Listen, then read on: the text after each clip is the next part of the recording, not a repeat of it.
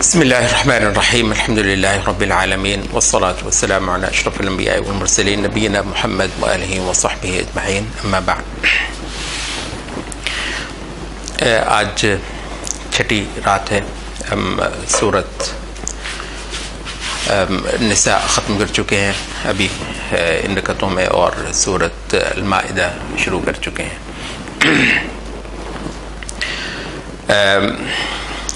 چھٹا پارہ جو ہے وہ لا يحب اللہ الجہر بالسوء سے شروع ہوتا ہے. اس کا مطلب یہ ہے کہ اللہ تعالیٰ بری بات کو منہ پر لانا پسند نہیں کرتا. لوگ کسی کی برائی کریں سر عام، سوائے ایک ایسے شخص کے کہ جو مظلوم ہو. مظلوم کو اللہ نے حق دیا ہے کہ وہ ظالم کے خلاف بولے، اور خود اللہ تعالیٰ نے فرمایا کہ خود اللہ بھی اس کی بات سے وکان اللہ سمیعا علیما، اللہ بھی مظلوم کی سننے والا ہے. مفسرین نے کہا کہ یہ منافقین کے ذکر کے فوراً بعد یہ آیت آئی ہے. اس سے پہلے منافقین کے بارے میں ایک لمبا اکاؤنٹ آیا ہے.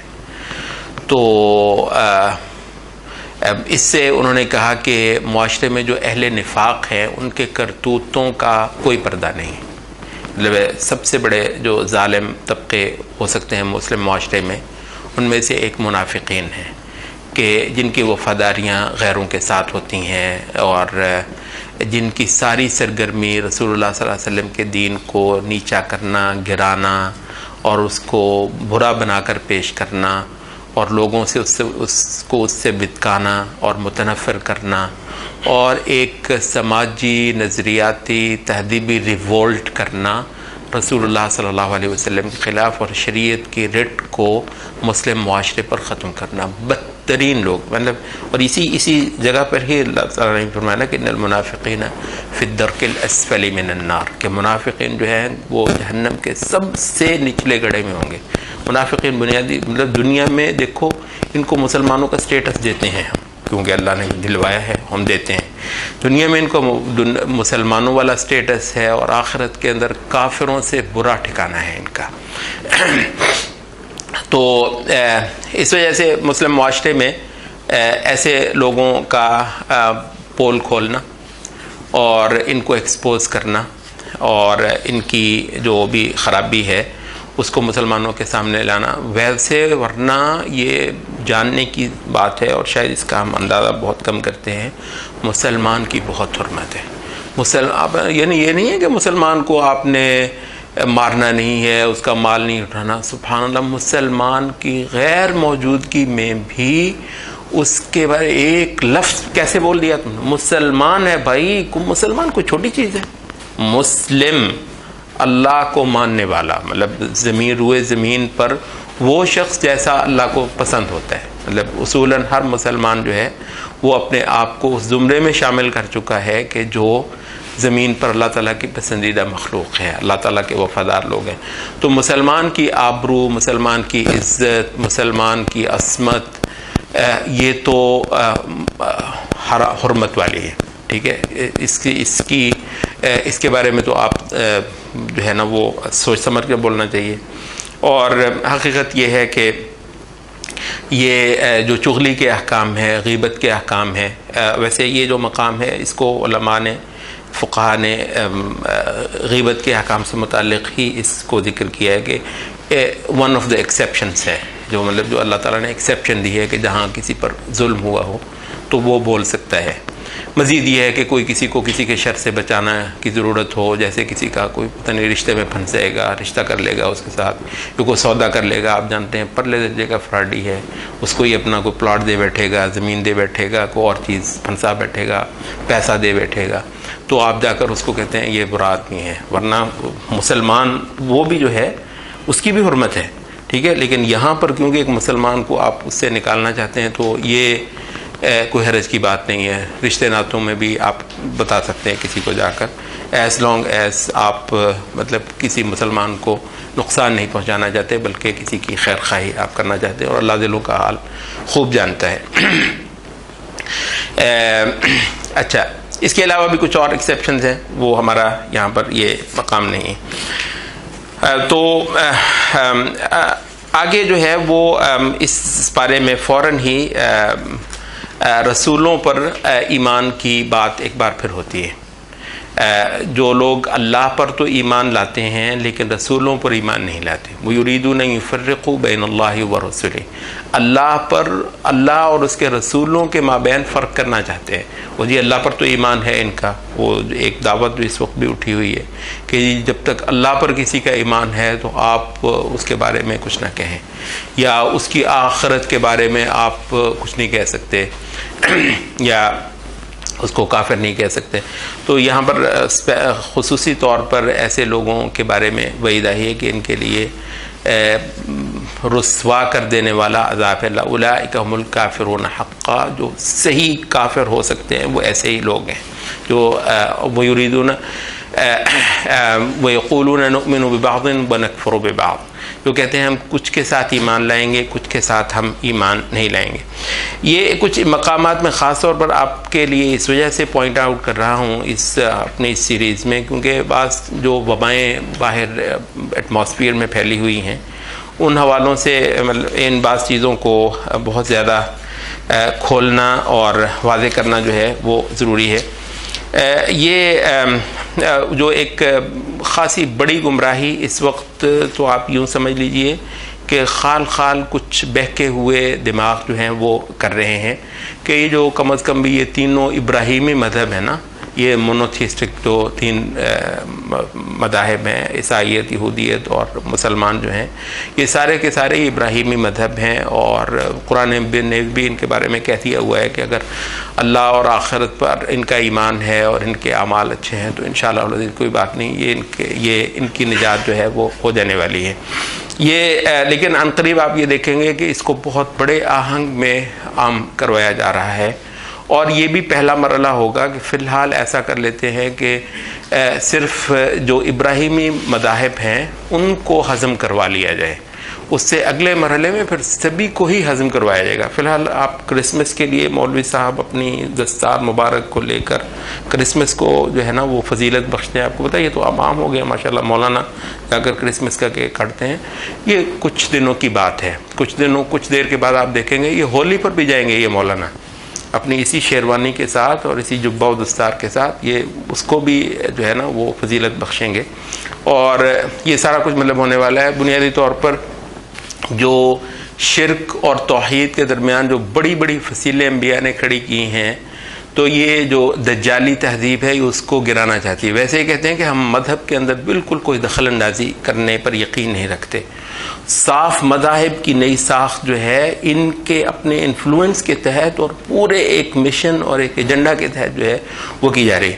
تو کیونکہ یہ چیز بہت ہے اور آنے والے دنوں میں بہت ہو رہی ہے، اور ضرورت یہ آ گئی ہے کہ ان چیزوں سے اب ہمارا ایک عامی بھی واقف ہو اور قرآن مجید کے ان مقامات سے وہ واقف ہو. ایک مقام یہ صورت نساء کے اندر ہی ہے، کل ہم سے وہ مس ہو گیا. کل جو سپارہ ہم نے پڑھا تھا اس کے اندر تھا یہ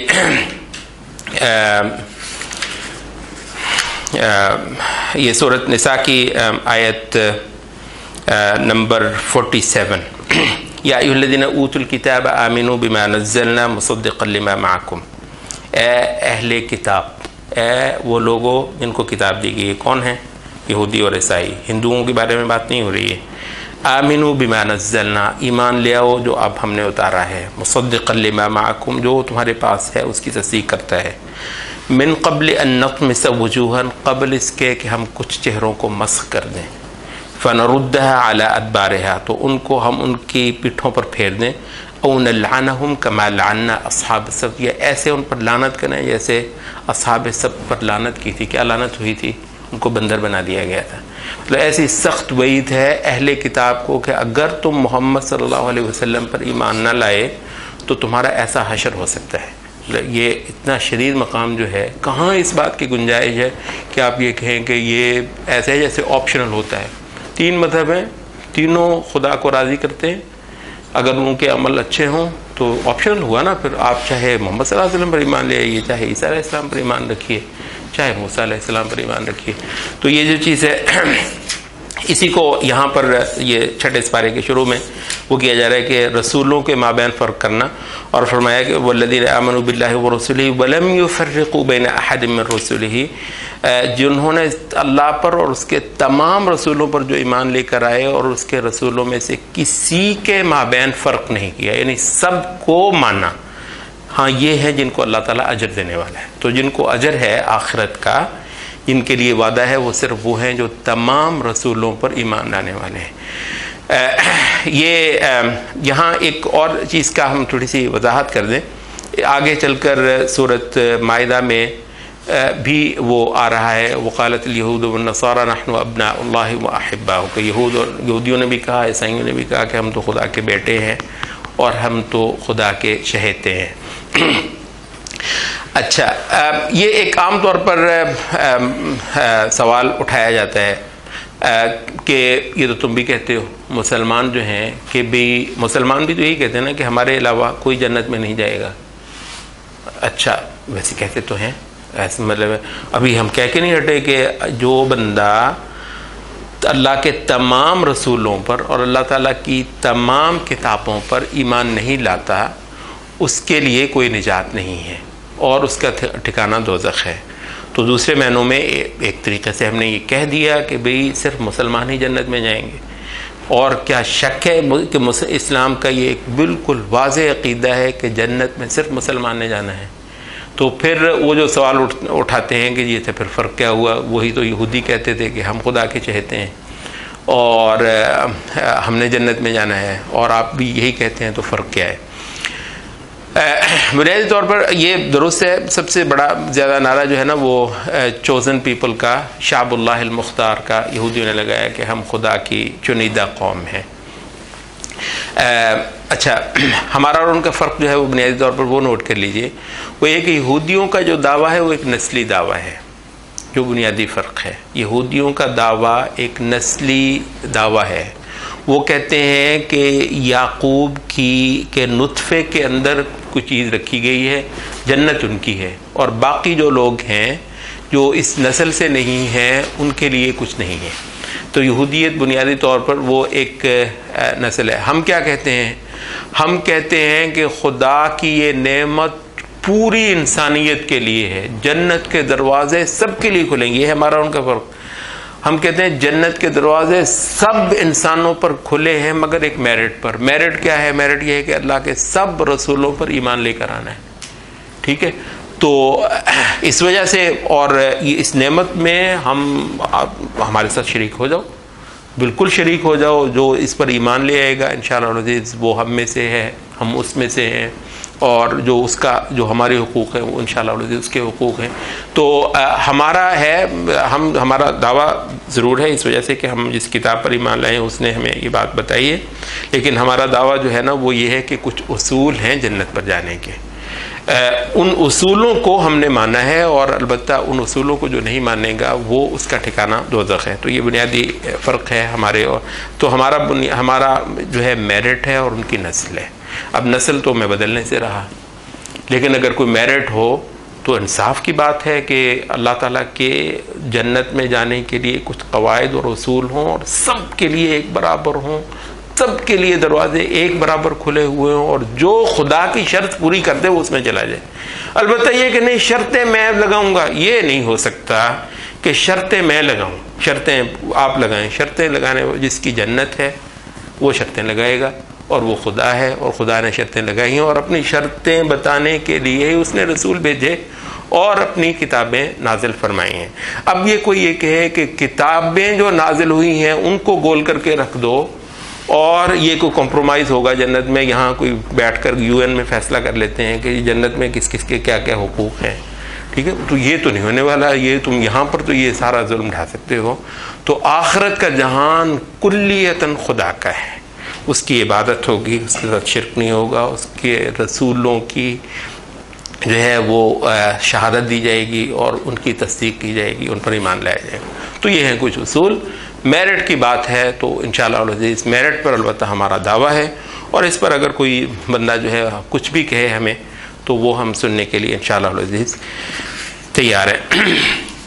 اسی جگہ پر چھٹے سپارے کے شروع میں ہی عیسیٰ علیہ السلام کے اٹھائے جانے کا بھی ذکر ہے، اور اس پر کچھ تفصیل سے جو ہے وہ بات آئی ہے کہ ان کا دعویٰ بڑے دھڑلے سے ان بدماشوں نے، یہودیوں نے یہ کہا کہ ہم نے عیسیٰ کو، مسیح کو قتل کیا ہے۔ اللہ تعالیٰ نے فرمایا کہ نہ انہوں نے قتل کیا اور نہ انہوں نے ان کو سولی پہ چڑھایا، البتہ اللہ تعالیٰ نے اس کو اٹھا لیا اور عیسیٰ علیہ السلام کو اوپر لے گئے۔ اسی پہ حضرت ابو ہریرہ رضی اللہ عنہ جو ہے نا وہ عیسیٰ علیہ السلام کے دوبارہ آنے کی حدیث سنایا کرتے تھے، اور پھر کہا کرتے تھے کہ اگر کسی کو ضرورت ہو تو وہ بے شک قرآن مجید کا یہ مقام پڑھ لے، بل رفعہ اللہ الیہ وکان اللہ عزیزا حکیما۔ اور پھر یہ کہ وہ من اہل الکتاب الا لیؤمنن بہ قبل موتہ، جو لوگ مسلمانوں میں سے بعض یہ کسی طرح کرتے ہیں، حدیثوں کو تو ماننا نہیں ہے بڑے آرام سے، اس وجہ سے کہ حدیثوں میں ادھر ادھر کر کے قرآن مجید کو جھٹلائیں تو صاف کافر ہو جاتے ہیں، حدیثوں وغیرہ پہ بہت ساری جھوٹ بہرحال مل جاتی ہے، تو اس وجہ سے حدیثوں کو جھٹلانا ان کے لیے کوئی بڑی بات نہیں ہے۔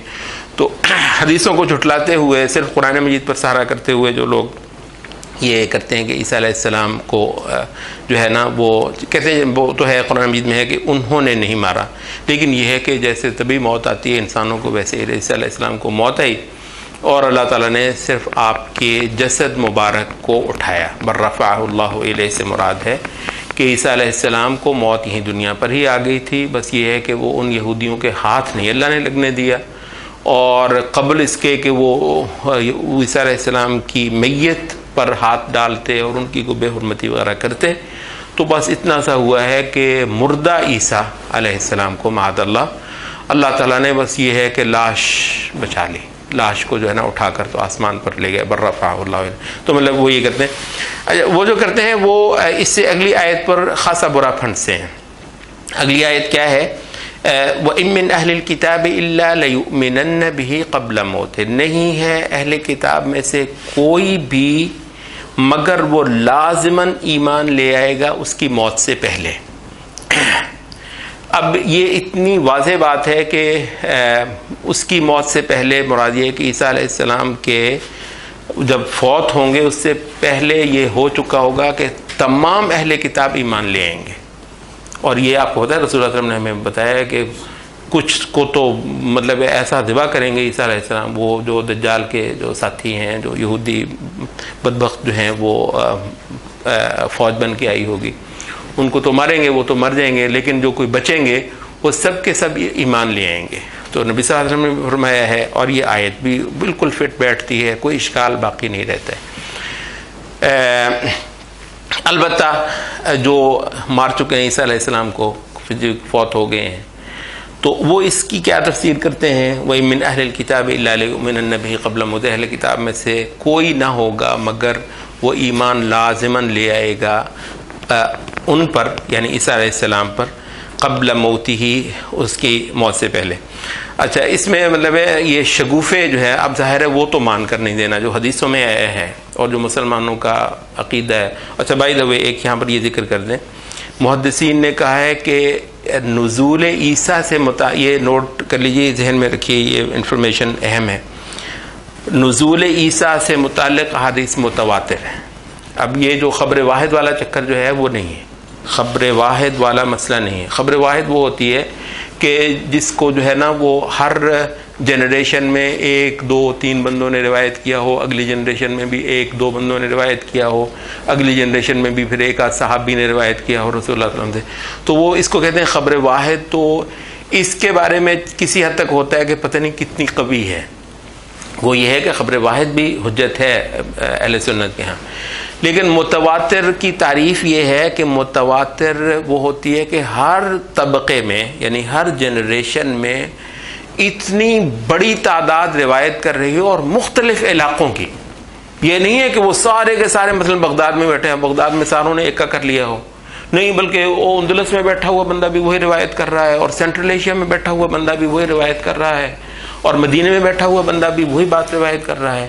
تو وہ کہتے ہیں کہ اتنی بڑی تعداد اور اتنی ڈائیورس کہ ان کا آپس میں ایکا کرنا اور ساز باز کر کے کرنا عقلاً محال ہو، محال جانتے ہیں، امپاسبل ہو، اتنے شواہد جو ہیں واضح ہوں، ہر جنریشن میں اتنی بڑی تعداد اور اتنی ڈائیورس کہ ان کا مل کر کو ایک کا کرنا، ساز باز کرنا ایک حدیث کے معاملے میں ناممکن ہو، اور یہ صرف ایک جنریشن میں نہیں، ہر جنریشن میں۔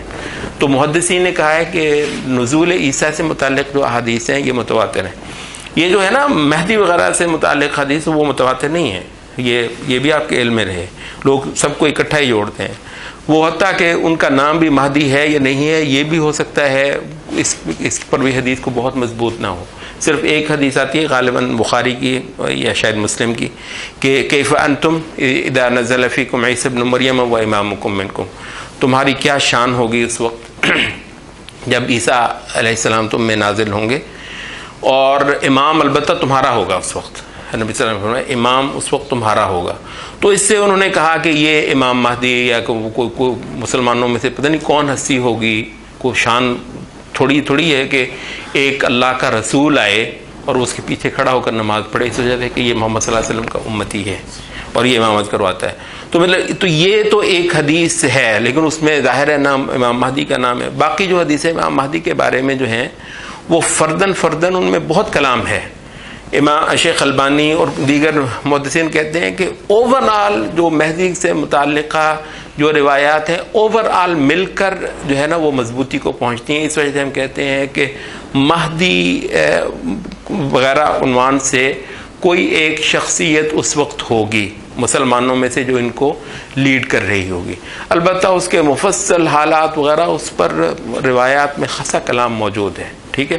تو ایسا وہ نہیں ہے کہ جیسے مہدی کے بارے میں اتنی ڈیٹیل اتنی وثوق سے بیان کر رہے ہوتے ہیں، یہ زیادہ تر روایات کوئی اتنی مضبوط نہیں ہوتی۔ البتہ عیسیٰ علیہ السلام کے بارے میں کہ آپ جو ہیں وہ صحیح ترین احادیث میں رسول اللہ نے جب 10 بڑی نشانیاں گنی نا، آپ کو پتہ ہے قیامت کی چھوٹی نشانیاں جو ہیں نا وہ تو انگنت ہیں، سینکڑوں میں ہیں اور بے شمار پوری ہو چکی ہیں اور کچھ ہو رہی ہیں، اور وہی جو پوری ہو چکی ہیں وہ بھی جو ہے نا زیادہ سے زیادہ واضح انداز میں بڑھتی جا رہی ہیں۔ تو جو چھوٹی نشانیاں ہیں وہ تو بے حد زیادہ ہیں۔ 10 نشانیاں رسول اللہ صلی اللہ علیہ وسلم نے فرمایا اور کہا کہ یہ تو ایسے ہوں گی کہ جب ان میں سے ایک ہو جائے گی تو یوں ہوگا جیسے تسبیح کا یا ہار کا دھاگا ٹوٹ جاتا ہے، تو وہ تو کہتے ہیں وہ تو پھر ایسے جو ہے نا 10 کے 10 واقعات آگے پیچھے یوں رونما ہو جائیں گے۔ تو جو 10 بڑی نشانیاں نا علامات کبریٰ ان میں سے عیسیٰ علیہ السلام کا نازل ہونا رسول اللہ صلی اللہ علیہ وسلم نے گنا ہے۔ دجال کا نکلنا، عیسیٰ علیہ السلام کا نازل ہونا، یاجوج ماجوج کا ظہور کرنا، اور یہ ایک دھواں جو ہے اس کا ظاہر ہونا، دابۃ الارض کا نکلنا، سورج کا مغرب سے طلوع ہونا، یہ 3 جو ہیں بڑے زمین کے دھنسنے کے واقعات، خسف کہتے ہیں زمین کا دھنسنا، ایک مشرق میں ایک مغرب میں ایک جزیرہ عرب میں، اور ایک یمن سے ایک آگ کا نکلنا جو لوگوں کو ہانکتے ہوئے ارض شام کی طرف لے جائے گی۔ تو یہ 10 نشانیاں جو ہیں یہ بڑی، ان میں عیسیٰ علیہ السلام کے آنے کا جو ہے وہ ذکر ہوا ہے۔ اس وقت جو ہے نا وہ انکار حدیث کی جو تحریک ہے وہ اس نے جہاں اور کئی سارے مسئلے اہل سنت کے ساتھ اٹھائے ہوئے ان میں سے ایک یہ بھی ہے، تو اس وجہ سے ہم نے تھوڑی سی اس کی ڈیٹیل دے دی۔ تو البتہ یہ ہے کہ ہماری جو حدیث ہے اس میں تو یہ اشکال ختم ہو جاتا ہے، لیکن جو لوگ مار بیٹھے ہیں عیسیٰ علیہ السلام کو ان کے لیے خاصا مسئلہ ہے کہ اس کی کوئی بھی کریں، تو شگوفے کچھ پھر ان سے آپ کو ضرور سننے کو ملتے ہیں۔ ایک شگوفہ یہ پچھلے دنوں میں سننے کو ملا، وہ کہتے ہیں کہ یہ جو ہے نا لَيُؤْمِنَنَّ بِهِ قَبْلَ مَوْتِهِ، کہ اہل کتاب میں سے کوئی نہیں ہے مگر وہ لازماً ایمان لے آئے گا عیسیٰ علیہ السلام پر قبل موتہ، اپنی موت سے پہلے، اپنی موت سے پہلے جو ہے وہ عیسیٰ علیہ السلام پر ایمان لے آئے گا۔ تو انہوں نے کہا کہ یہ تو پھر مطلب مسلمانوں سے اچھے ہوئے جس ہر اہل کتاب مومن ہو جاتا ہے، جتنے یہودی ہیں موت سے پہلے الحمدللہ مومن ہو جاتا ہے وہ، کیونکہ اب یہی تفسیر جو ہے وہ نکل آئی کہ اہل کتاب جو ہے نا اپنی موت سے پہلے الحمدللہ ایمان والا ہو جاتا ہے۔ تو بہرحال مطلب ہے کہ عام طور پر یہی ہوتا ہے کہ جو ایک نئی انٹرپریٹیشن کی جاتی ہے وہ کسی جگہ پر تو فٹ بیٹھتی ہے تو کسی دوسری جگہ پر جا کر آدمی پھنس جاتا ہے۔ تو یہی چند چیزیں آج کے لیے کافی ہیں، انشاءاللہ روز سورۃ مائدہ پر کل ہم انشاءاللہ کچھ گفتگو کریں گے۔ سبحانک اللہم